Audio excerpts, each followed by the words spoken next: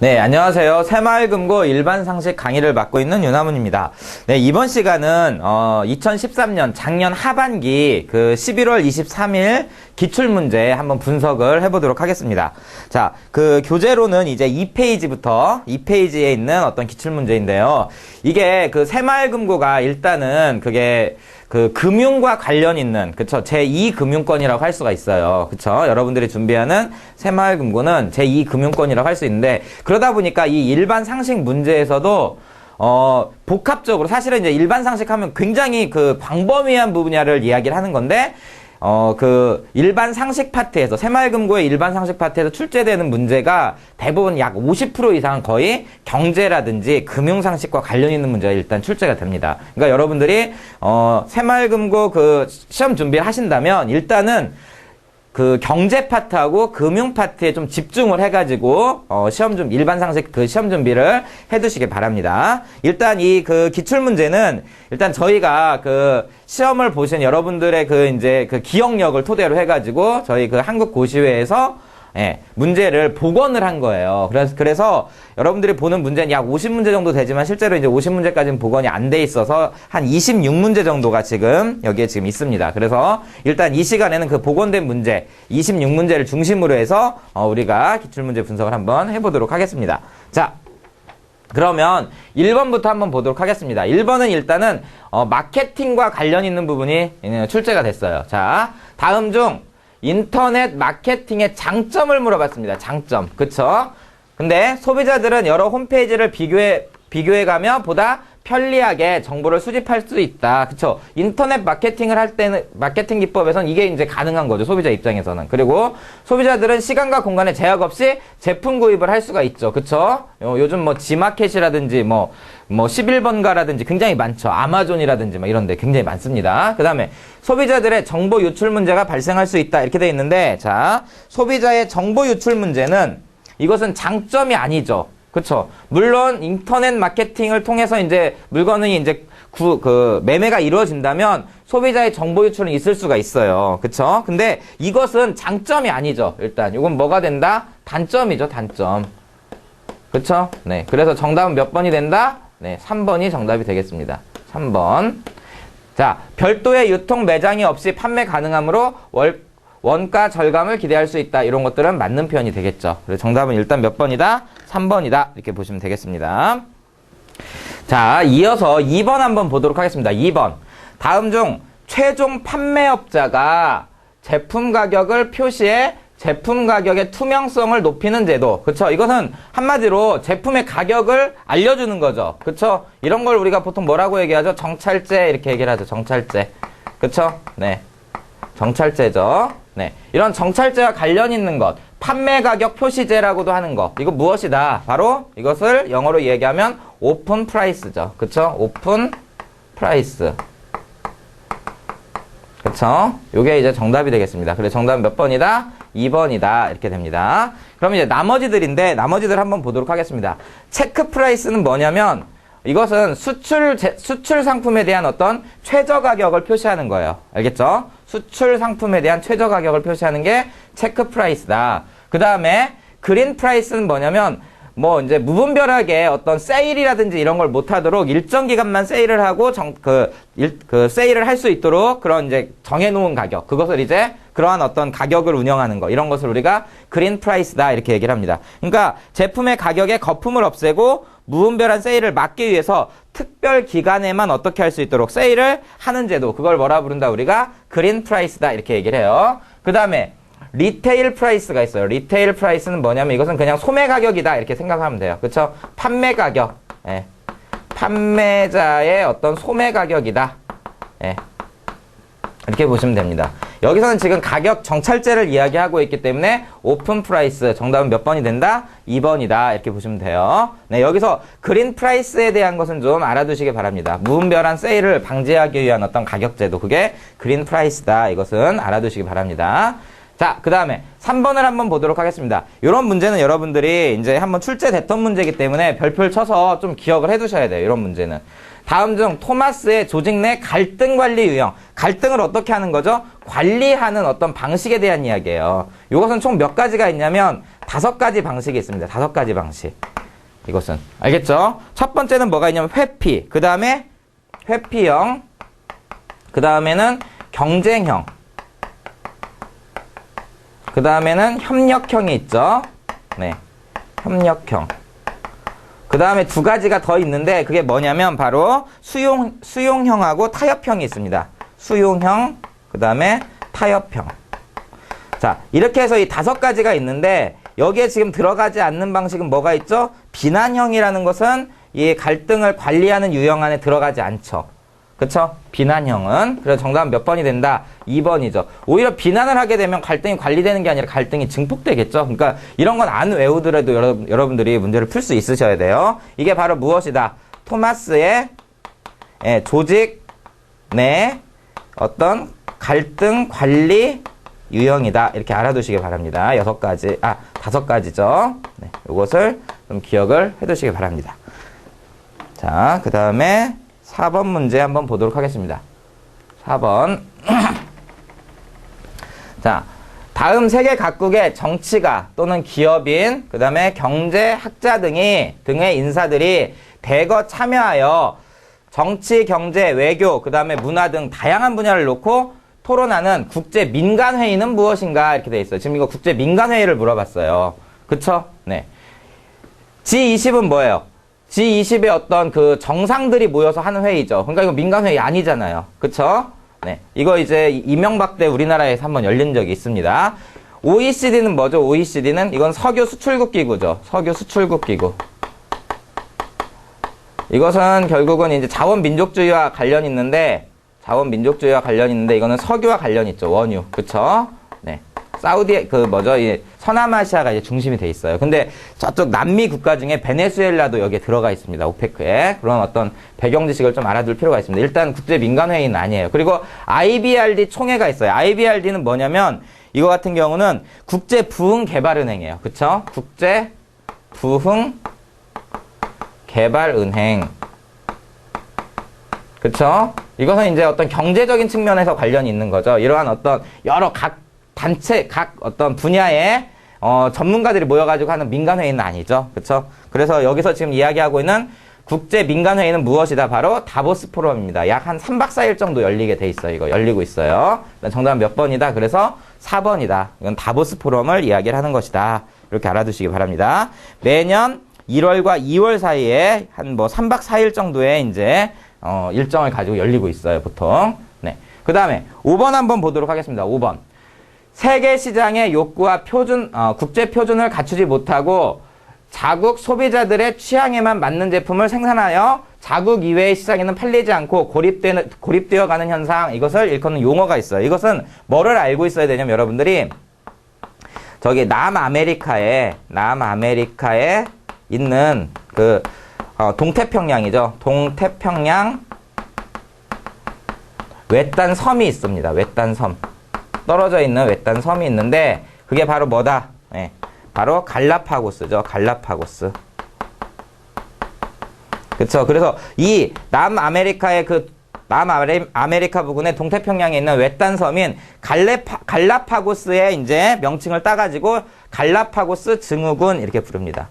이러한 갈라파고스 증후군 때문에 이런 거에 이제 빠져가지고 결국은 망한 회사들이 있어요. 대기업이 있습니다. 대표적인 게 바로 일본의 소니죠, 소니.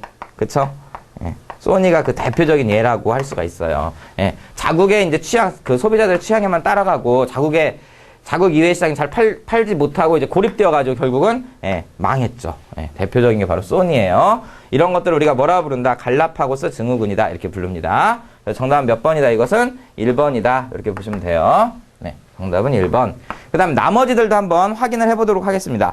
OA 증후군이라는 것은 무엇이냐면 컴퓨터와 관련한 각종 업무에 종사하는 사람들에게 주로 일어나는 어떤 그러니까 그 몸과 마음의 어떤 그런 증상들, 이런 것이라고 할 수가 있고, 장기간 컴퓨터 작업으로 인한 시력 저하 또는 눈의 피로 또는 이제 팔과 어깨의 통증, 이런 것들이 이제 나타나는 거. 이것을 뭐라고 부른다? 우리가 OA 증후군이다. 이렇게 부르는 거예요. 네. 그 다음에 조간 증후군이라는 건 아침에 일어났을 때 몸이 피곤하고 기분도 무거워서 아무것도 하고 싶지 않은 그러한 어떤 그 상태, 이런 것을 우리가 조간 증후군 이렇게 불러요. 그 다음에 무드셀라 증후군이라는 것은 지나간 과거의 일들은 전부 다 이제 좋게 생각하는 그러한 어떤 상태, 이런 것을 우리가 무드셀라 증후군이다 이렇게 얘기를 하는 거죠. 그러니까 추억은 항상 아름답다고 하여 과거에 좋지 않은 기억은 다 잊어버리고 좋은 기억만 남겨두려고 하는 증후군, 그게 바로 무드셀라 증후군이다. 여기서는 지금 갈라파고스 증후군에 대한 이야기를 하고 있습니다. 그래서 정답은 몇 번이다? 1번이다. 이렇게 보시면 돼요. 네, 그 다음에 자 6번 문제 한번 보도록 하겠습니다. 6번 문제. 다음은 워크아웃에 대한 설명이다. 자, 워크아웃의 핵심은 뭐냐면 그 회생 가능성이 있는 기업에 대해서 실시하는 게 바로 워크아웃 제도다라는 것을 먼저 여러분들이 기억을 해 두실 필요가 있어요. 자, 워크아웃. 이것은 지금 현재는 힘들지만 회생 가능성이 없는 기업이 아니라 가능성이 있는 기업에 대한 하나의 금융 구조조정이다. 이렇게 보면 돼요. 네. 이게 바로 워크아웃이죠. 그쵸? 그래서 구조조정을 통한 경쟁력 강화를 의미하는 것이고, 주로 경제적으로 회생 가능성이 없는 기업이 대상인 게 아니라 회생 가능성이 있는 기업이 대상이죠. 그래서 틀린 것은 몇 번이다? 2번이 정답이 되겠습니다. 알겠죠? 그리고 해당 기업은 금융기관에 대해 부채 상환을 위한 노력을 해야 되고요. 그리고 채무 조정의 구체적인 수단으로는 대출 원리금의 상환 유예라든지 이자 감면 등의 어떤 방법을 통해 가지고 이제 회생 가능성이 있는 기업을 회생시킬 수 있도록 도와주는 게 바로 워크아웃이다. 이렇게 알아두셔야 돼요. 그래서 정답은 몇 번이다? 2번이다. 이렇게 보시면 되겠습니다. 자, 그 다음에 7번 문제 한번 보도록 하겠습니다. 다음 페이지예요. 자, 7번. 은행들이 자금 조달 비용을 반영하여 주택담보 대출 금리를 정할 때 기준이 되는 금리를 뜻하는 용어는 무엇인가? 이렇게 되어 있는데, 이것은 뭐냐면 코픽스예요. 코픽스. 알겠죠? 네. 그러니까 은행들이 자금 조달 비용을 반영하여 주택담보대출금리를 정할 때 기준이 되는 금리, 이것은 바로 코픽스다. 이거 알아두시기 바랍니다. 그럼 여기 나온 용어들 중에 우리가 꼭 알아둬야 될 게 있어요. 주식시장에서 코덱스가 있어요. 코덱스가 아니라 코넥스. 그쵸? 그 다음에 이제 뭐가 있냐면 코스닥이 있죠. 코스닥. 그 다음에 이제 대형주들을 다루는 코스피 시장이 있죠. 코스피. 그쵸? 이게 이제 중대형주를 다루는 거고, 이것은 이제 중소형주를 다루는 시장이죠. 그쵸? 네. 벤처기업을 다루는 게 이제 코스닥이죠. 우리나라에서. 코넥스는 코스닥이라든지 코스피에 들어가기 전에 어떤 기업들을 지원해주는 그런 이제 주식 투자 방식이 이제 코넥스가 되는 거예요. 그쵸? 그래서 여기서 코넥스하고 코스닥은 이거와 관련이 없겠죠. 그리고 나스닥 같은 경우는 이제 미국의 어떤 벤처기업, 그러니까 중소 어떤 벤처기업을 지원하기 위한 이제 주식시장이죠. 그래서 정답은 여기서는 코픽스다. 이렇게 알아두시면 되겠습니다. 자, 그 다음에 8번 문제 한번 보도록 하겠습니다. 8번. 이러한 어떤 그 경제나 금융 관련 분야의 문제는 항상 출제가 되고 있어요. 자, 8번은 지금 인플레이션에 대한 이야기예요. 인플레이션. 자, 인플레이션 문제는 굉장히 많이 출제가 됩니다. 왜냐하면 금융시장에서 핵심은 바로 인플레이션이기 때문에 인플레이션에 관련되어 있는 것은 완벽하게 여러분들이 정리를 해두실 필요가 있어요. 자, 일단은 인플레이션이라는 것은 물가가 지속적으로 상승하는 현상이에요. 물가가 상승한다는 얘기는 화폐 가치는 어떻게 되는 것이다. 화폐 가치는 떨어진다라는 것을 알 수가 있어요. 하락한다라는 것을. 그래서 인플레이션이 발생했을 때 유리한 사람은 누구냐? 유리한 사람은 당연히 실물 자산을 가지고 있는 사람이죠. 실물 자산 소유자. 왜냐면 돈의 가치는 떨어지고 물건의 가치는 올라가니까 그런 거예요. 물가 상승이라는 것은 물건 가치가 올라간다는 얘기죠. 그쵸? 물건 가치는 어떻게 되고, 상승을 하고 있다.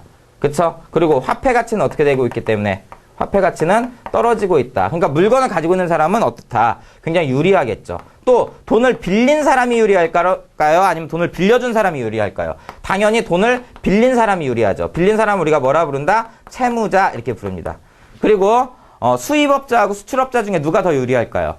자, 우리나라로 물건을 가져오면 우리나라에서 물가가 막 상승하니까 유리하겠죠. 그러니까 수입업자가 유리해지는 거예요. 수입업자. 자, 실물자산 소유자라든지 채무자라든지 수입업자는 유리한 사람들이 되겠고, 그 다음에 불리한 사람은 누가 된다? 불리한 사람은 자, 실물자산이 아니라 금융자산, 화폐를 가지고 있는 사람들이죠. 금융자산 소유자라든지 또는 불리한 사람들이에요. 그쵸? 봉급생활자. 봉급생활자들은 굉장히 물가 상승이 일어나면 굉장히 힘들어요.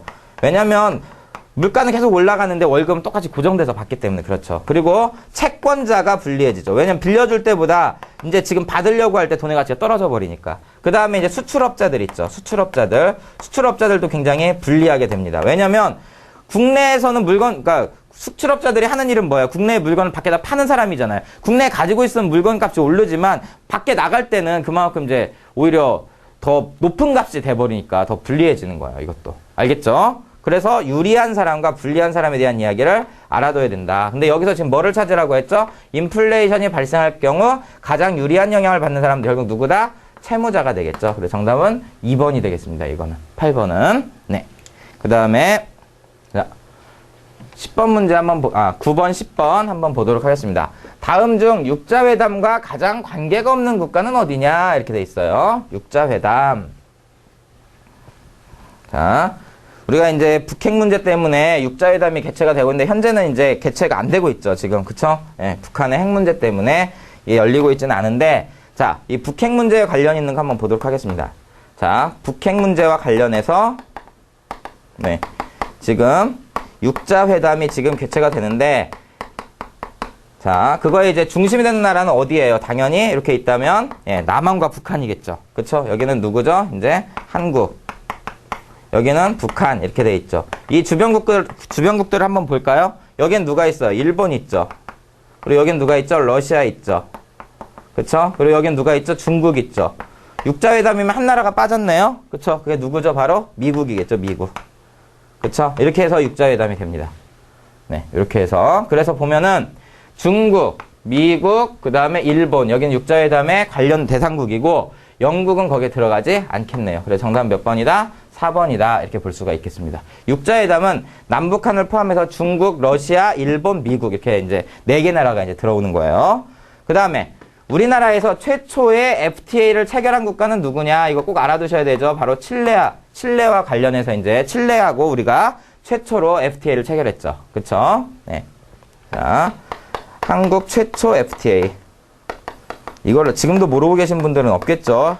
프리 트레이드 어그리먼트 해가지고 최초로 FTA를 체결한 나라는 어디냐면 바로 남미에 있는 칠레다. 요거 알아두시기 바랍니다. 자, 이어서 11번 한번 보도록 하겠습니다. 자, 여기서는 지금 실업률을 구하는 공식으로 알맞은 것은 이렇게 돼 있어요. 그쵸? 실업률 구하는 건데 우리가 이런 걸 한번 볼까요? 이게 만약에 전체 인구라고 한번 생각해 보겠습니다. 전체 인구. 그쵸? 이 전체 인구에서 우리가 보통 15세 이상의 인구 있죠? 15세 이상의 인구를 우리가 뭐라 부르냐면 노동 가능 인구라고 얘기를 해요. 그쵸? 이것이 그럼 뭐가 된다? 노동 가능 인구다. 근데 이 노동 가능 인구 중에서 우리가 경제 활동을 하는 인구가 있고 경제 활동을 하지 않는 인구가 있어요. 그쵸? 그래서 요만큼은 우리가 경제 활동을 하는 인구라고 하면은 경제 활동 인구 이렇게 얘기를 하겠죠. 경제 활동 인구. 그쵸? 그렇지만 일할 의사와 이제 능력이 없는 사람들, 그쵸? 이런 사람들을 우리가 뭐라 부르냐면 비경제 활동 인구 이렇게 부르죠. 비경제 활동 인구. 그쵸? 그리고 나서 뭐를 나누느냐면 여기서 자, 이 경제 활동 인구 중에서 실제로 일자리가 있는 사람들, 이 사람들을 뭐라 부른다? 우리가 취업자 이렇게 부르죠. 그쵸? 일주일에 1시간 이상 일을 하고 있는 사람들. 그리고 이제 일할 의사와 능력이 있음에도 불구하고 일자리가 없는 사람들. 얘네들을 뭐라 부른다? 우리가 실업자 이렇게 부릅니다. 그쵸? 그러면 우리가 이 실업률이라는 걸 따질 때 어떻게 따지느냐? 실업률은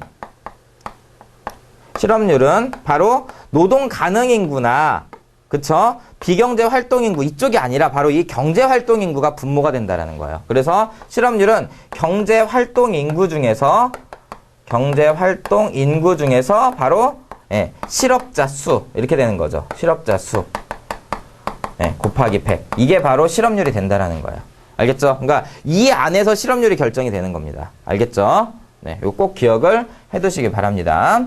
네, 그래서 정답은 몇 번이 된다? 경제 활동 인구 분의 실업자 곱하기 100. 이게 바로 실업률이 되겠습니다. 1번 이렇게 되겠습니다. 여기서 이제 우리가 보통 이제 고용 탄성치라는 게 있는데 고용 탄성치는 뭐냐면 노동 가능, 그러니까 비경제 활동 인구까지 포함한 이 노동 가능 인구 중에서 이제 취업자 수를 따지는 거. 이것을 우리가 고용률 이렇게 얘기를 하죠. 고용률이라고 이야기를 하면은 여기에 이제 분모가 달라지는 거예요. 여기서 들어가는 게 바로 뭐가 되냐면 노동 가능 인구 분의 취업자 수 곱하기 100 이렇게 된다라는 거. 그렇죠? 지금은 시험 문제 나온 게 실업률이기 때문에 이게 이제 출제가 된 건데 요것도 같이 알아두시기 바랍니다. 고용률이라는 것은 노동 가능 인구 중에 취업자 수를 따진다라는 거. 알겠죠? 네. 요 두 가지를 알아두시면 되겠습니다. 자, 그 다음에 12번 문제 한번 보도록 하겠습니다. 12번 문제. 다음 중 간접세에 해당하는 것은 이렇게 돼 있어요. 그쵸? 그럼 직접세하고 간접세에 대한 개념을 좀 알아둘 필요가 있는데, 자, 직접세는 어디에 부과되는 세금이다? 바로 소득이라든지 재산에 부과되는 세금이다. 그쵸? 네, 재산에 부과되는 세금이고, 보통 무슨 세율이 적용된다? 누진세율이 적용된다.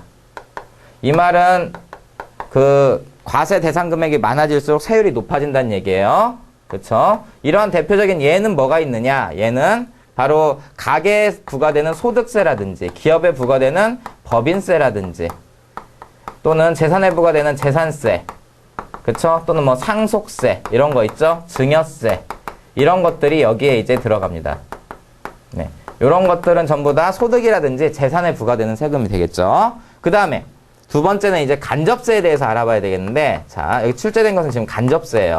이 간접세는 소득이라든지 재산에 부과되는 세금이 아니라 내가 소비할 때, 그쵸? 소비에 부과되는 세금이죠. 예, 소비에 부과되는 세금. 그리고 이것은 이제 비례세율이 적용됩니다. 비례세율. 그쵸? 이것은 이제 과세 대상 금액이 얼마만큼 되느냐에 관계없이 비율이 똑같다 이거죠. 일정 비율로. 그쵸? 자, 대표적인 예는 뭐가 있을까요? 이거의 대표적인 예는 소비에 부과되는 세금이니까 대표적인 게 이제 바로 부가가치세가 있겠죠. 부가가치세. 부가가치세. 우리가 뭐 이제 아웃백이라든지 이런 데 가서 이제 음식 먹고 나면 10% 이제 부가가치세가 붙죠. 그쵸? 네. 그 다음에 뭐 주세라든지 유류세라든지 이런 거 있죠.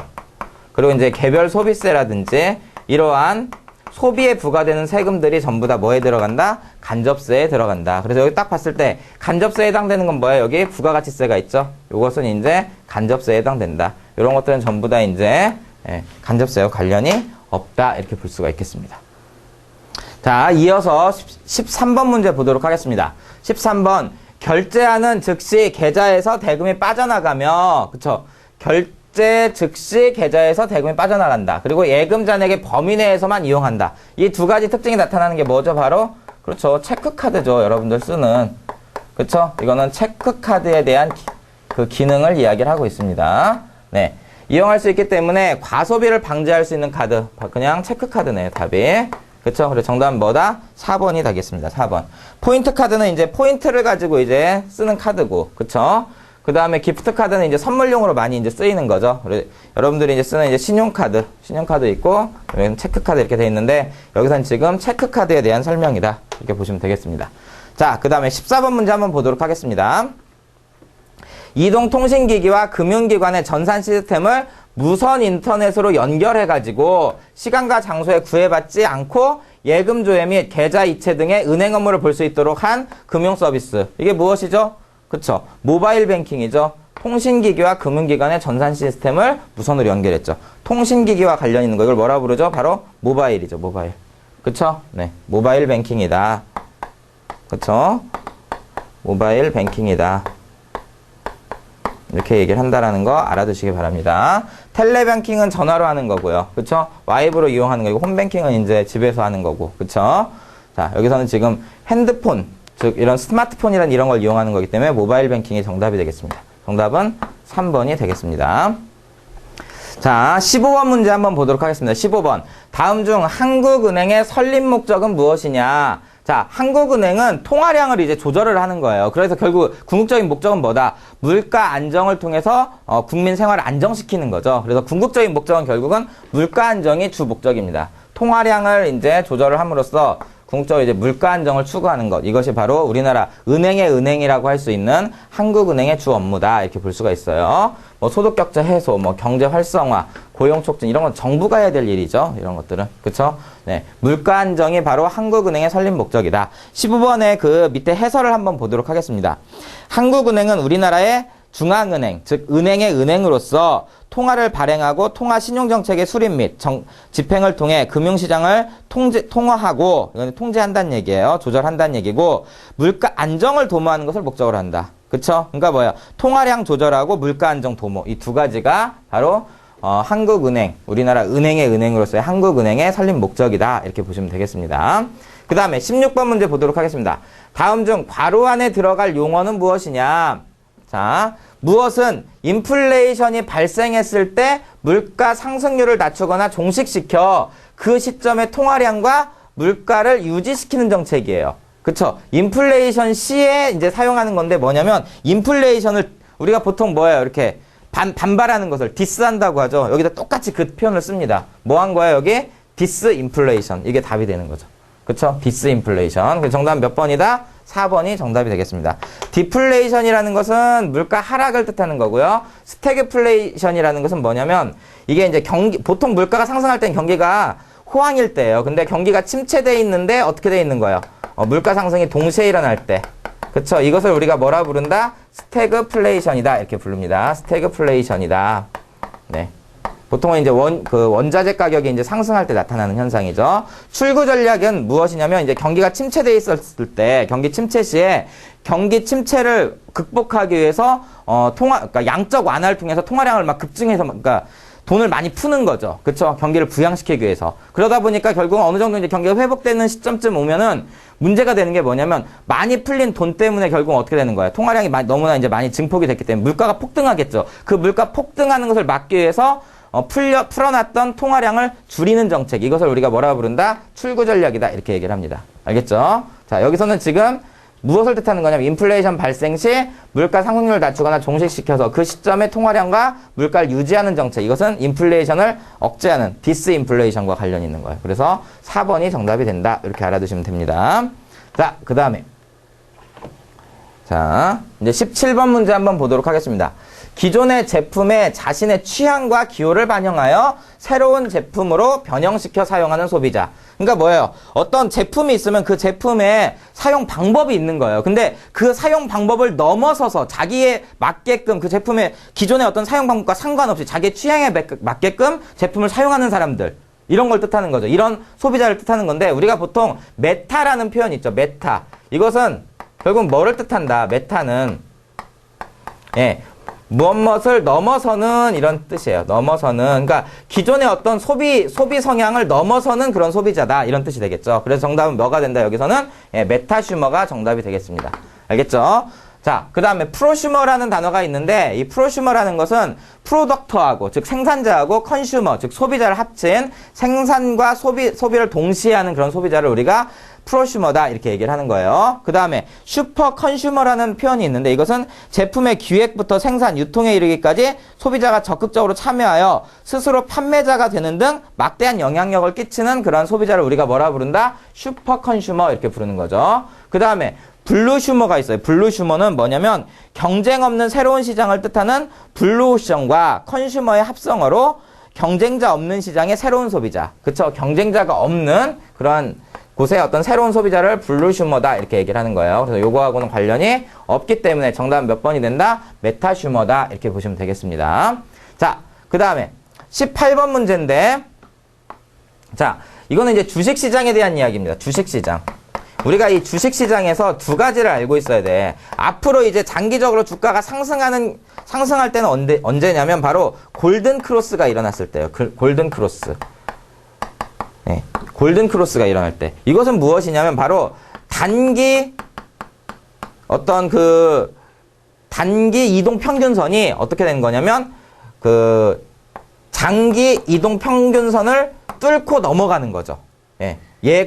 얘보다 이제 높아지는 현상, 이런 현상이 일어날 때 이것을 우리가 골든 크로스다 이렇게 얘기를 해요. 근데 데드 클로스는 거꾸로가 되는 거죠. 데드 클로스는 이것은 뭐냐면 단기 이동 평균선이 장기 이동 평균선을 뚫고 밑으로 내려가가지고 장기 이동 평균선이 위에 있는 현상, 이것을 이제 우리가 데드 클로스가 이제 일어났다 이렇게 얘기를 하죠. 장기적으로 이렇게 됐을 때는 어떻게 된다? 골든 클로스가 나타나면 주가 상승을 어떻게 한다? 우리가 주가 상승을 앞으로 예상할 수가 있고요. 그리고 데드 클로스가 나타나면 앞으로 주가 하락을 예상할 수가 있어요. 하락 예상. 자, 그럼 우리가 한번 이게 이제 지금 표시하는 요게 만약에 장기 이동 평균선이고, 만약에 이게 이제 장기 이동 평균선이고, 요게 만약에 단기 이동 평균선이라면 이렇게 되는 거죠. 이렇게. 그쵸? 이렇게 있다면은, 자, 여기 부분은 뭐가 되는 거예요? 여기 부분은. 단기 이동 평균선이 어떻게 되는 거예요? 장기 이동 평균선보다 밑으로 내려가는 거죠. 이게 바로 데드 클로스가 되는 거죠. 그쵸? 데드 클로스가 되는 거예요. 알겠죠? DAD예요. 네. 그냥 쓰겠습니다. 자, 네. 데드 클로스. 그리고 여기는 어떻게 되는 거예요? 거꾸로 이제 여기는 단기 이동 평균선이 어떻게 되는 거예요? 중장기 이동 평균선보다 위로 뚫고 올라가는 거죠. 여기는 이제 골든 클로스가 일어났다. 이렇게 얘기를 하는 거예요. 골든 클로스. 이런 식으로 이야기를 하는 겁니다.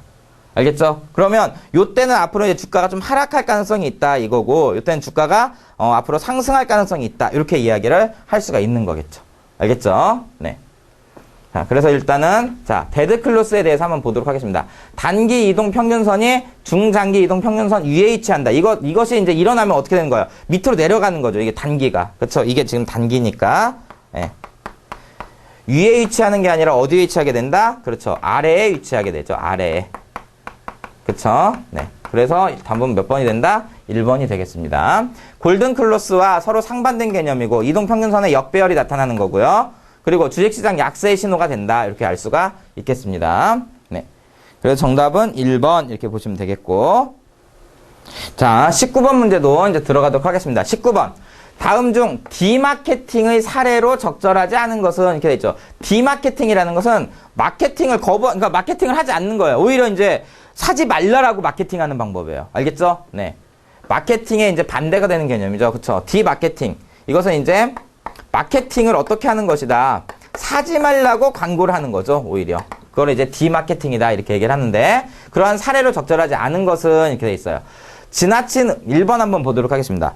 지나친 음주는 간경화나 간암을 일으킬 수 있습니다. 라는 문구를 병 측면에 써놓은 주류 회사. 그러니까 술을 파는 술을 판매하는 회사인데, 오히려 지나치는 음주를 하지 말라라고 지금 광고를 하고 있는 거죠. 그쵸? 이것도 하나의 디마케팅 전략이 되겠네요. 그쵸? 그 다음에 두 번째, 매달 일정 금액 이상의 카드 실적을 내는 고객에게만 가맹점 할인 서비스를 제공하는 카드 회사. 이것도 뭐예요, 결국은? 이것도 약간 조심해야 되는데, 이 고객에게만 어떻게 하는가? 할인을 주는 거죠. 그러니까 모든 사람이 더 막 이렇게 그 카드를 쓸 수 있도록 하는 것이 아니라, 소수에게만 카드를 사용할 수 있도록 할인 서비스를 주는 거예요. 이것도 하나의 어떻게 하는 거예요? 결국은 디마케팅의 하나의 전략이라고 할 수가 있습니다. 알겠죠? 신생아에 대한 모유 수유를 권하면서 모유 수유가 힘들 경우에 한해서 자사 제품, 그러니까 이제 분유회사 같은 경우가 이러겠네요. 그쵸? 이런 것들도 전부 다 디마케팅 전략이라고 할 수가 있겠습니다. 그쵸? 그래서 1, 2, 3번은 전부 다 디마케팅 전략이다. 이렇게 볼 수가 있어요. 근데 4번, 몸매에 신경 쓰는 20, 30대 여성을 위한 무설탕 다이어트 음료를 내놓은 음료회사. 이것은 결국은 어떻게 되냐면 고객의 어떤 니드에 맞춰가지고 상품을 만든 것이지 이 자체가 디마케팅이다 이렇게 이야기할 수는 없겠죠. 그래서 정답은 몇 번이 된다? 4번이다. 이렇게 보시면 되겠습니다. 자, 그 다음에 20번 문제 한번 보도록 하겠습니다. 20번. 다음 사례에 해당하는 게임 이론, 보통 이제 게임 이론에서 제일 많이 나오는 게 뭐냐면 바로 치킨 게임이에요. 그쵸? 이 치킨이라는 것이 어떤 개념도 있냐면 이게 이제 겁쟁이다 이런 뜻을 가지고 있어요. 겁쟁이. 그러니까 이 치킨 게임에 이제 나오게 된 배경을 보면 만약에 여기 이제 A라는 사람이 차를 몰아요. 그쵸? 네, 여기 차라고 생각을 해주시고 여기 이제 B라는 사람이 차를 몰아요. 근데 서로 같은 방향으로 어떻게 하는 거예요? 전속력으로 달리는 거죠. 그쵸? 만약에 어느 한쪽이 핸들을 틀지 않으면 어떻게 되는 거예요? 네, 둘 다 어떻게 되는 거예요? 망하는 거죠. 그쵸? 근데 가다가 얘가 겁을 냈어. 그래서 확 틀었어요. 그러면은 얘가 결국 뭐가 되는 거야? 겁쟁이가 되는 거죠. 그쵸? 이러한 어떤 게임 이론에서 이제 나온 건데 요것을 이제 우리가 뭐라 부른다? 치킨 게임이다. 이렇게 얘기를 하는 거죠. 네. 둘 중에 하나를 아예 어떻게 하는 거죠? 이제 승부를 무조건 가리는 거죠. 승부가 가려지지 않으면 어떻게 되는 거죠? 둘 다 이제 망하는 그런 형태의 어떤 그 게임 이론이 바로 이 치킨 게임이에요. 그쵸? 요거 한번 보도록 하겠습니다. 고가의 프리미엄 스마트폰에 대한 수요 침체로 스마트폰 업체들이 중가 스마트폰 시장으로 눈을 돌리면서 가격 경쟁이 과열되고 있다. 기존의 프리미엄 스마트폰 시장이 성능이나 화질 등의 스펙 경쟁이었다면 중가 스마트폰 시장은 개발도상국을 대상으로 함으로써 가격 경쟁력이 가장 큰 구매 요인이 되기 때문이다. 그쵸? 그러니까 이러한 고가 스마트폰 시장은 결국은 성능이라든지 화질이 중요했다면 이 중가 스마트폰 시장에서는 결국 가격이 최고의 경쟁력이다 이거죠. 이에 따른 우려의 목소리도 크다. 업체들의 앞다툰 가격 인하가 계속된다면 문을 닫는 업체가 등장할 것이고 결국은 라이벌 축출을 위한 경쟁이 될 것이라는 분석이다. 결국 무슨 게임이 일어날 것이다? 치킨 게임이 일어날 것이다 이거죠. 업체 간에. 그쵸? 그래서 이것도 정답이 몇 번이 된다? 2번이다. 이렇게 보시면 되겠습니다. 네. 여기 보면은 이제 4번에 보면은 포지티브 썸 게임이 있어요. 이것은 무슨 뜻이냐면, 게임 이론에 포함되진 않지만 개별적으로 이익을 추구하는 개인들 간에 상호 협력이 발생할 가능성이 높은 경우에 우리는 그것을 뭐라 부른다? 예. 포지티브 썸 게임이다. 이렇게 얘기를 하는 거예요. 네, 그거 정도 알아두시기 바랍니다. 뭐, 제로썸, 논 제로썸, 그 다음에 포지티브 썸 게임, 이런 것들 같이 한번 확인을 해 두시기 바랍니다. 자, 21번 문제 한번 보도록 하겠습니다. 21번. 다음에서 설명하는 용어를 보기에서 고르면 영국의 한 테니스 대회에서 주최국인 영국 선수가 우승하지 못하고 외국 선수가 우승을 차지하던 상황에서 유래된 용어다. 국내 시장에서 외국계 기업보다 국내 시장인데 외국계 기업보다 자국 기업의 활동이 부진하거나 외국 자본이 시장을 지배하는 현상을 이제 빗대어서 이제 쓰는 말인데, 자, 그럼 이 대회가 뭐냐? 그쵸? 4대 메이저 대회에 들어가는 건데 바로 뭐냐면 윈블던 테니스 대회예요. 테니스 대회. 자, 이게 어디서 열리냐면 바로 영국에서 열리는데 거의 우승자가 항상 영국인이 아니에요. 예. 영국인이 우승하는 경우가 거의 이제 없는 거죠. 이거에 이제 빗대어가지고 자국임에도 불구하고 타국이 이제 더 그 시장 지배력이라든지 뭐 우승을 한다든지 이런 현상이 이제 일어날 때 이 윈블던 테니스 대회에서 이제 따와가지고 무슨 효과라고 얘기한다? 바로 윈블던 효과다. 이렇게 얘기를 하는 거죠. 그렇죠? 그래서 이 효과도 결국은 뭐가 된다? 윈블던 효과. 이것을 이야기하는 것이다. 이렇게 볼 수가 있겠습니다. 자, 나머지 21번에서 그러면 1, 2, 3번에 대한 어떤 설명 정도는 한번 보도록 하겠습니다. 스노브 효과는 스노브 효과 이렇게도 얘기하는데 오히려 남들이 그거에 대한 소비가 막 증가하면 자신은 어떻게 하는 거예요? 그걸 소비하지 않는 거죠. 그래서 이것은 뭐라고 얘기하냐면 특정 상품에 대한 어떤 소비가 증가하면 오히려 그 제품의 수요가 줄어드는 그런 현상을 우리가 스노브 효과 또는 스노프 효과다 이렇게 얘기를 하죠. 베블렌 효과, 3번에 나와 있는 베블렌 효과 같은 경우는 무엇을 뜻하는 거냐면 가격이 높을수록 오히려 그 수요량이 막 증가하는 거죠. 오히려 더 그 소비가 증가하는 현상을 우리가 베블렌 효과다 이렇게 얘기를 하는 거죠. 그래서 비쌀수록 잘 팔리는 거. 이것은 이제 과시소비의 대표적인 예라고 할 수가 있습니다. 그 다음에 2번에 나와 있는 레칫 효과라는 것은 무엇이냐면 소득이 높았을 때의 소비 성향을 소득이 줄어든 후에도 계속해서 유지하는 현상. 그것을 우리가 레칫 효과다 이렇게 얘기를 해요. 네, 이런 개념들 정도는 여러분들이 알아두시기 바랍니다. 그 다음에 22번 문제 한번 보도록 하겠습니다. 다음 중 거시경제 정책이 아닌 것은 이렇게 돼 있어요. 그쵸? 우리가 보통 미시경제 이렇게 얘기를 하면은 미시경제에서는 보통 이제 노동시장이라든지 뭐 자본시장이라든지 이런 것들을 다루는 거예요. 그쵸? 그렇지만 거시경제다 이렇게 얘기를 하면 이제 국민경제 전체를 다루는 거죠. 국민경제 전체를 다룹니다. 그래서 이 국민경제 전체 내용으로서 뭐가 있느냐? 뭐 물가라든지 그쵸? 물가라든지 어떤 소득 분배 정도라든지 그쵸? 뭐 국제수지라든지 또는 뭐 환율이라든지 이런 것들을 다루는 게 이제 거시죠. 그쵸? 그래서 요 미시와 거시의 어떤 구분을 여러분들이 좀 해둘 필요가 있습니다. 그래서 1번에 여기 보면 노동정책 있죠. 이것은 미시 쪽이지 거시 쪽이 아니에요. 그렇지만 환율, 재정, 통화정책 이런 것들은 전부 다 거시경제학이죠. 그래서 거시경제학에서 제일 중요하게 다루는 게 바로 금융정책. 그쵸? 그 다음에 이제 정부가 하는 재정정책 이런 부분들이 이제 이 거시경제에서 이러한 국민경제 전체를 놓고 이제 다루는 부분이다. 이렇게 이야기를 할 수가 있겠습니다. 네, 그 다음에 자 23번 문제 한번 보도록 하겠습니다. 23번. 자, 다음 중 가로 안에 들어갈 알맞은 단어를 순서대로 바르게 나열한 것은 이렇게 돼 있는데, 자, 첫 번째는 무엇은 전체 대지 면적에 대한 건축물의 모든 층별 바닥 면적의 총합이다. 이렇게 돼 있어요. 그쵸? 이것을 뭐라 부르냐면 우리가 용적률 이렇게 불러요. 그쵸? 이것은 지금 용적률에 대한 이야기예요. 용적률. 네. 그리고 이것은 무엇에 대한 이야기냐? 대지 면적에 대한 1층 바닥 면적의 비율. 그러니까 그 건물을 짓는 어떤 땅에서 건물이 차지하는 비율을 뜻하는 거죠. 이것을 뭐라 부르냐면 우리가 건폐율이다. 이렇게 얘기를 합니다. 건폐율. 그쵸? 네. 그래서 이것은 용적률과 건폐율에 대한 이야기다. 이렇게 보실 수가 있겠습니다. 자, 그 다음에 24번 문제 한번 보도록 하겠습니다. 24번. 자, 금융기관의 부실자산이나 채권만을 사들여 전문적으로 처리하는 기관을 일컫는 용어는 이것은 뭐다? 바로 배드뱅크죠. 배드뱅크. 그러니까 부실자산과 채권을 이용을 하는 그런 기관이죠. 그렇죠? 배드뱅크에 대한 이야기예요. 자, 뱅크런이라는 것은 이제 은행에 예금해놨던 이제 그러니까 그 예금자들이 갑자기 은행에 가서 자기가 예금해놨던 돈을 막 찾는 현상, 그것을 우리가 뱅크런 이렇게 얘기를 하죠. 그 다음에 뭐 키뱅크다 이렇게 얘기하면 어떤 그 기업의 모든 금융 업무를 대신해주는 어떤 그런 금융기관, 그쵸? 이런 데를 키뱅크다 이렇게 얘기를 해요. 그 다음에 쿼팅뱅크라는 말이 있는데, 쿼팅뱅크는 뭐냐면 환율을 고시하는 데 있어 주도권을 가지고 있는 그 은행을 우리가 그 쿼팅뱅크다 이렇게 얘기해요. 그쵸? 환율 고시하는 데 있어서 주도권을 가진 은행, 주도권을 가진 은행, 이것을 우리가 쿼팅뱅크다 이렇게 얘기를 합니다. 네, 이 정도로 개념적인 것만 좀 알아두시면 되겠습니다. 여기서는. 네, 그 다음에 25번 문제 한번 보도록 하겠습니다. 25번.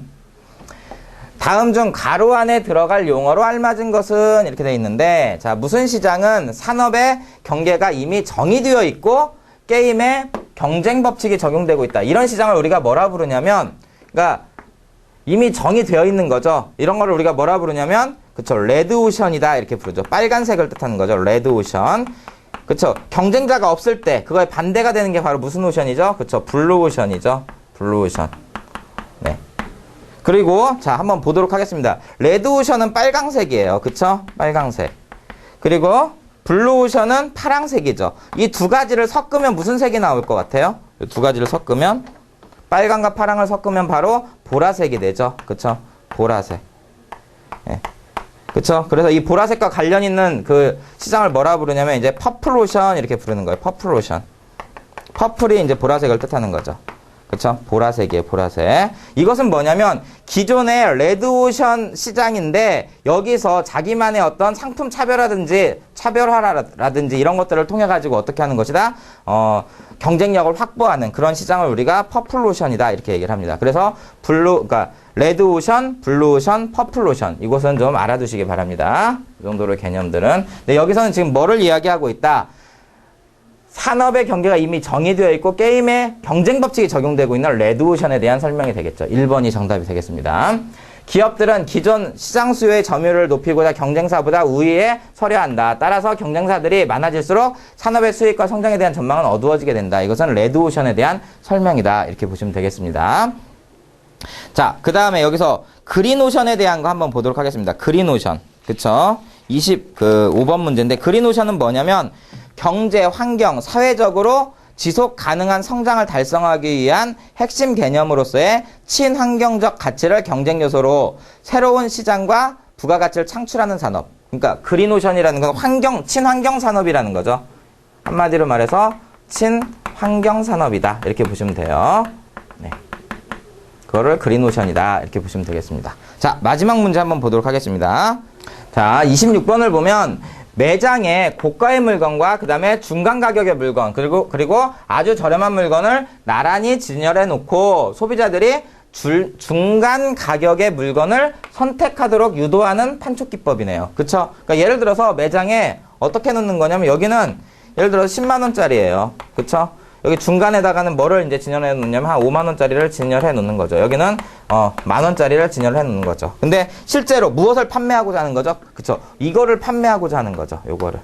그쵸? 이러한 기법을 우리가 뭐라고 부르냐면 바로 이렇게 부릅니다. 골디락스 프라이싱. 이렇게 불러요. 알겠죠? 골디락스 프라이싱.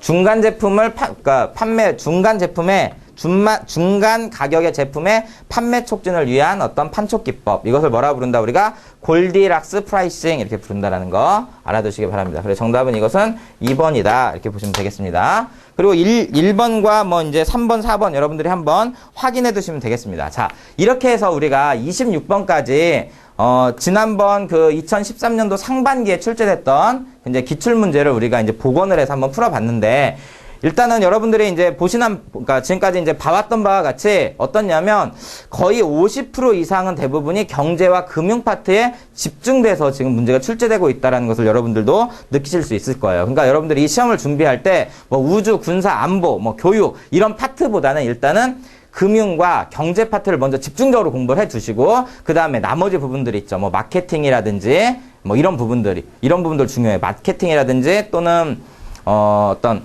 그 사회 복지라든지 이런 부분들 문제도 출제가 될 수가 있습니다. 그러니까 이런 부분들로 이렇게 이제 확산을 해나가면서 이렇게 그 일반 상식을 준비해 두시는 게 여러분들이 좀 더 효과적으로 공부를 하는 방법이라고 이야기를 해드릴 수 있겠습니다. 자, 그러면 이렇게 해서 그 2013년도 하반기에 기출문제 분석을 마치겠습니다. 감사합니다.